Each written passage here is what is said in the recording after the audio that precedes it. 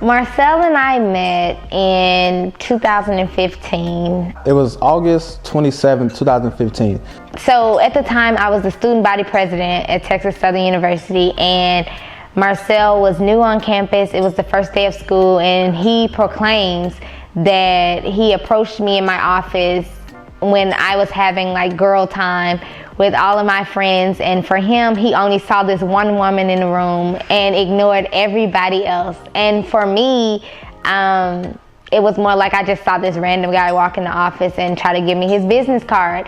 I was walking past Crystal's office. I didn't know her at the time. She was the SGA president. She was in a room with all of her friends, and I just noticed her. She stood out from her friends. I walked past her office. When I walked past, it's just a deep breath was just taken out of me. I turned back around, walked back into her office, introduced myself. I then gave her a business card, and when I gave her that business card, she took the business card and she threw it in a bowl next to her, and that bowl was filled with a bunch of other business cards. And so I was kind of like, okay, thanks. Like, for me, a suit and a tie wasn't impressive. It wasn't anything new that I was not used to. And so he gave me his business card and told me what he did. And at the time, he had his own organization where he promoted men excellence and things of that sort. And so he wanted to get my take on his information. And so I took his card and I put it in my desk with all the other business cards with everyone else who wanted to do an event with the student body. But it didn't tear me away from trying to communicate with her, trying to get to know her again. So from that day on, or that day forward, I started to observe her, notice her, watch the little things that she would do. And I started to notice that she would go into the bookstore, and every day she would come out with a blueberry muffin and a bottle of Sprite, I believe. Yeah, that's what it was, a bottle of Sprite. And so that's basically that's how I ultimately got to know her at the very, very beginning. After a while, certain things happened, and I think maybe around homecoming, we ended up both working on some student projects together for homecoming. And during one event, we were standing in the middle of the cafeteria, and the event had started, and we were working together, and so it was done. She would say I stalked her or whatnot, or I was stalking, but from that day on, I just started to, put myself in a perfect position to ultimately have a deeper conversation, just to get to know her.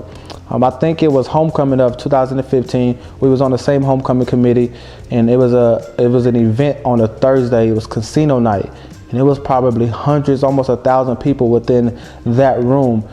And so I knew that if I could get her and I to stand up while everyone was sitting down, well, let me backtrack. Crystal tapped me on my shoulder that day, and she said, "Excuse me, these two ladies behind me, they want to know, are you actively in a relationship?"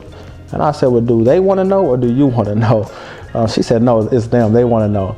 And I was like, "Well, I'm not, quite interested in them, but I'll be glad to tell you." So we stood up, and everybody around us was just looking at us. They was observing the room. They was like, "Wow, I guess it's just coming into play now." And we're standing there, and everybody's coming in. And they're like looking at us like, "Ooh, ooh, ooh," and I'm kind of like, "This is weird. Why are people staring at us?" And what I didn't know was that Marcel had already kind of made it known that he was interested in me, but for me that was like weird, so I ignored that. And so that initially started the conversation. And then after a while, a couple of weeks after that, I started receiving anonymous gifts, anonymous cards, anonymous randomness, and it was cute at first, and then it got a little creepy.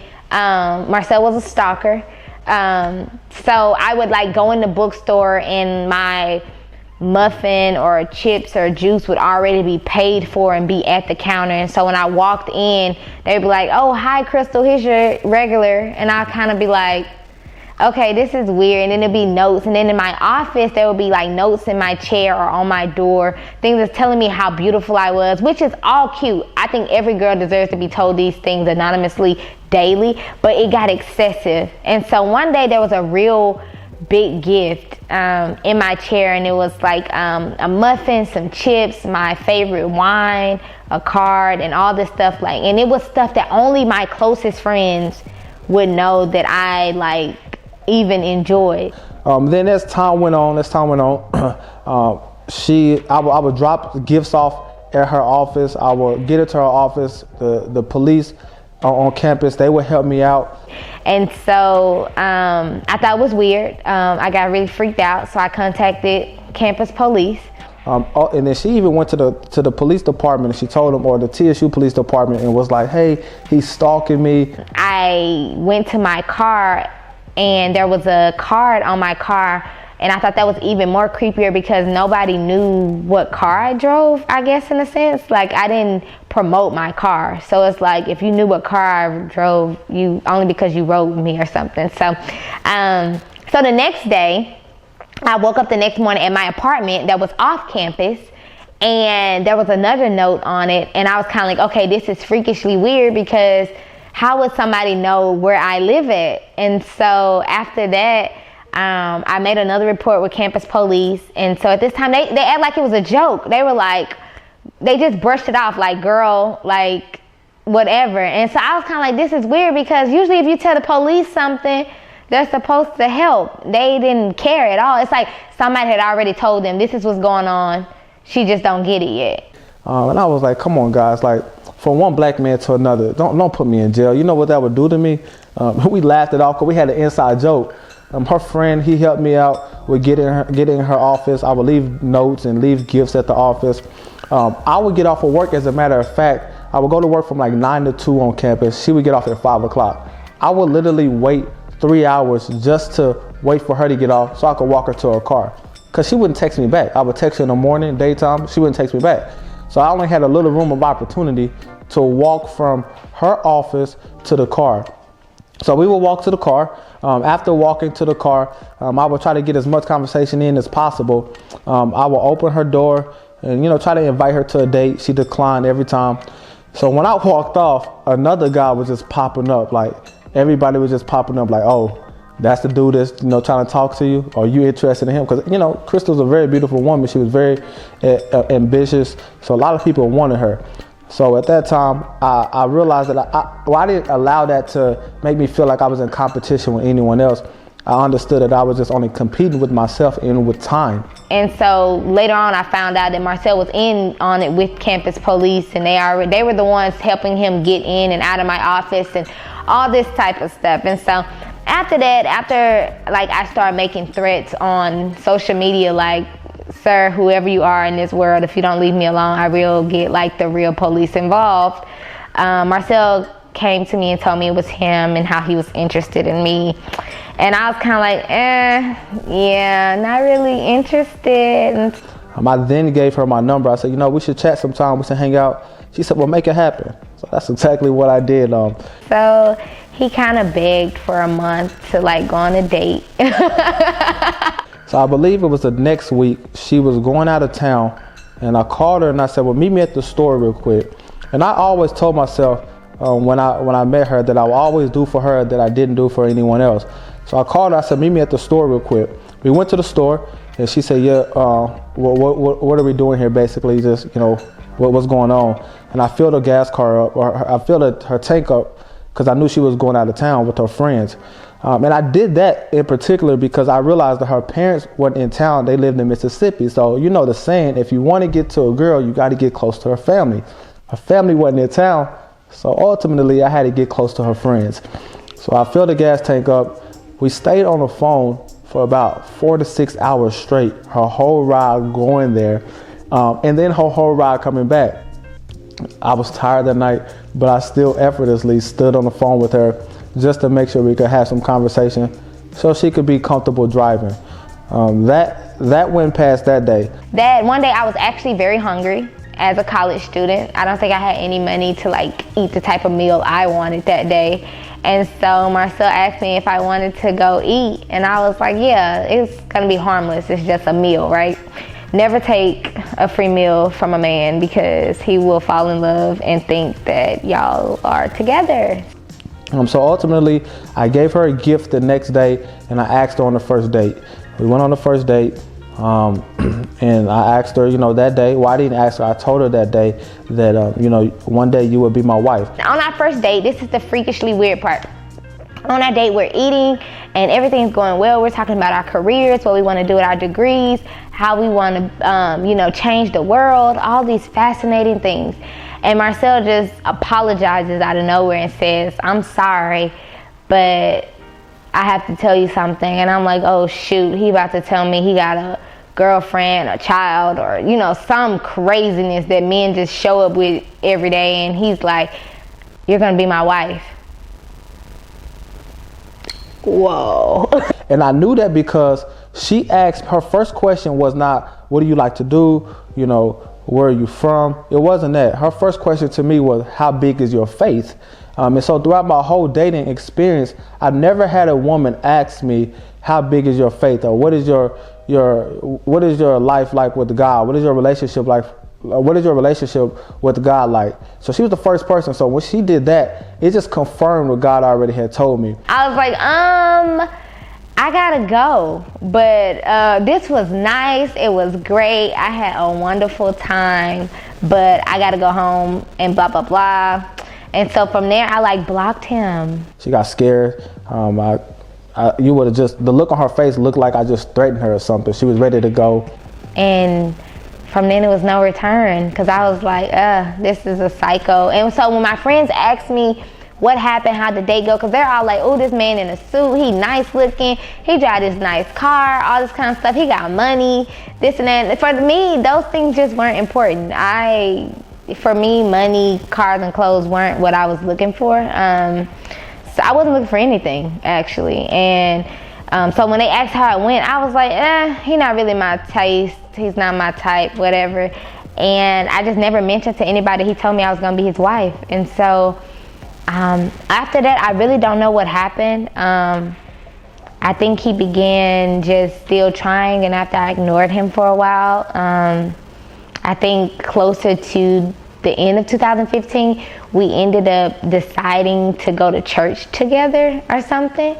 And it must have been something in the word that night. I don't know what happened, but I think I started liking him. And then I felt like he was the only person in the world, literally, that I had ever met that was so encouraging to my personality. I then asked her on the second date. We went to a second date, actually. We went to a poetry night. It was a Wednesday.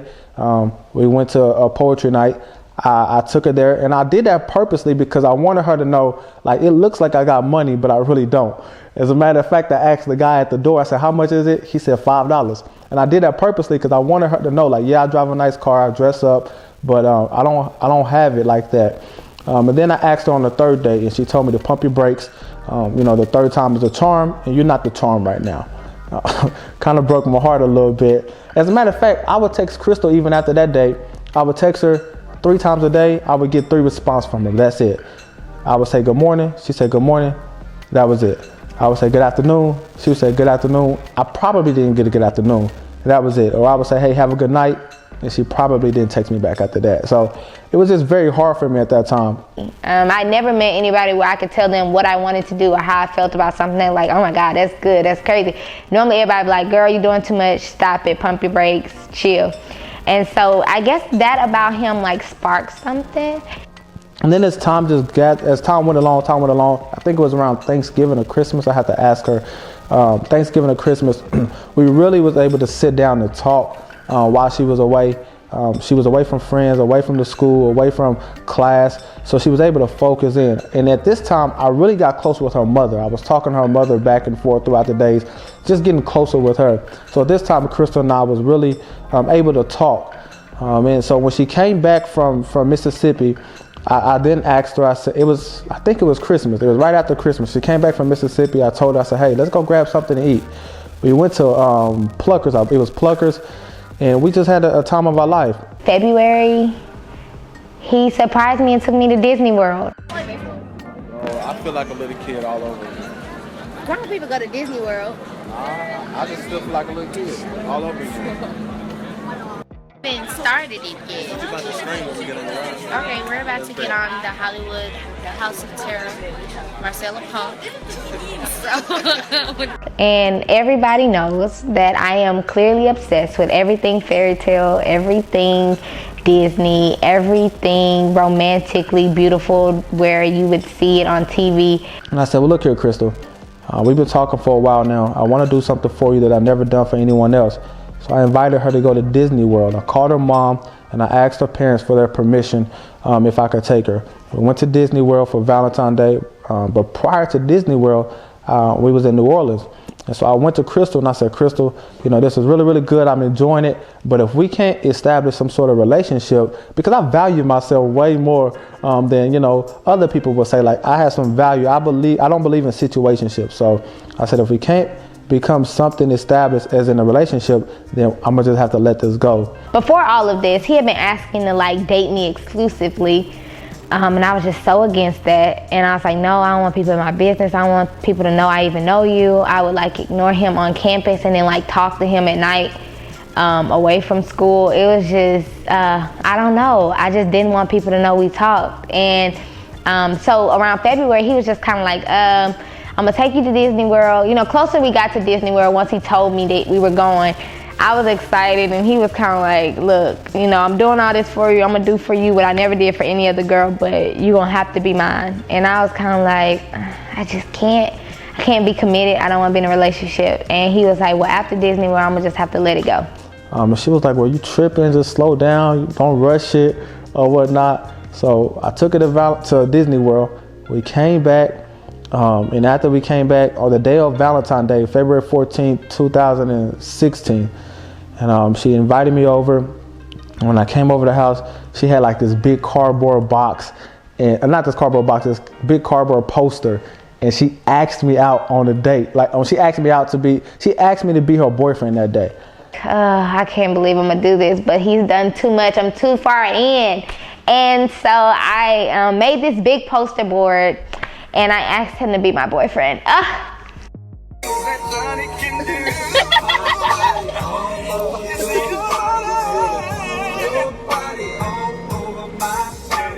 And so he'll say that like we're together because I asked him, but technically he had asked me a million times before, and I just kind of was like, okay, I'm gonna lose him. Like no other man is gonna take me to Disney World and take me to all the parks. Like you're not gonna find that in the world. So it was just, you know, I think I would even tell a lot of people to this day, like, you know, keep it playing. Like, if you just do what you got to do, she'll ultimately ask you to be her boyfriend. I think I missed a part. My first time even going to Crystal House, I was driving around her apartment, and she had invited me over at this time. I was driving around her apartment, and I was on the phone, and I said, I'm hungry. And she said, well, what do you want to eat? I said, I'm gonna go to Wendy's real quick. No, she didn't invite me to the house yet. I hadn't been at the house yet. She said, what do you want to eat? I said, I'm gonna go to Wendy's. She said, okay. I said, well, what are you doing? She said, I'm cooking. And I said, well, what you cooking? And she said, I believe it was meatloaf, because that's my favorite meal. It was meatloaf. And so I said, okay. I said, crap. She said, what is it? I said, I forgot my wallet at home. Also, I can't find my debit card. And she was like, oh man, that sucks. I was like, dang, I ain't gonna be able to eat tonight. And she was like, well, if you just come over, I'll fix a plate for you. But my debit card was in my wallet the whole time. I just finessed her so I could come over. And so she invited me over, and I was able to eat the meatloaf. And they say the way to a man's heart is through his stomach, and that was it. You know, that was the way to my heart. I think even a couple of days later, me and Crystal was in the same class. And so she texted me and said, hey, do you have the test or the assignment or the notes for this test? I didn't know who it was before. I didn't know who that was. So ultimately I found out it was Crystal. So we met up a couple of days later. We was doing some work. I had her laptop in my car. So when I was dropping her off from after us going out and doing some homework together, she said, all right, I'm finna go inside the house. But the laptop was in the back seat of my car. So when I looked back there, I seen it. And in my mind, I was like, let me give her the laptop. And I was like, nah, I need this as leverage to see her again. So I kept the laptop. She went inside the house. I called her that Saturday and I said, hey, I have your laptop. Do you want me to come bring it to you? She was like, yeah, just drop it off at the car. The car is unlocked. I knocked on the door. She was fresh out of bed. Knocked on the door, and I just walked on in, and it was embarrassing for her. That was my first day seeing her with her bonnet on. It was embarrassing for her, but I just had to do what I had to do to see her. I just went by any means necessary. So fast forward, I just decided, it's time for me to take this to the next level. We had already dated. And so since then, I loved him for forever. And then he asked me to marry him. So yeah. That was the longest story ever. We had been dating, so I said, you know what, it's time for me to take this to the next level. And by that, I mean it was time for me to propose to her, for her to become my wife. And here we are now, you know, taking it to the next level for life after the wedding.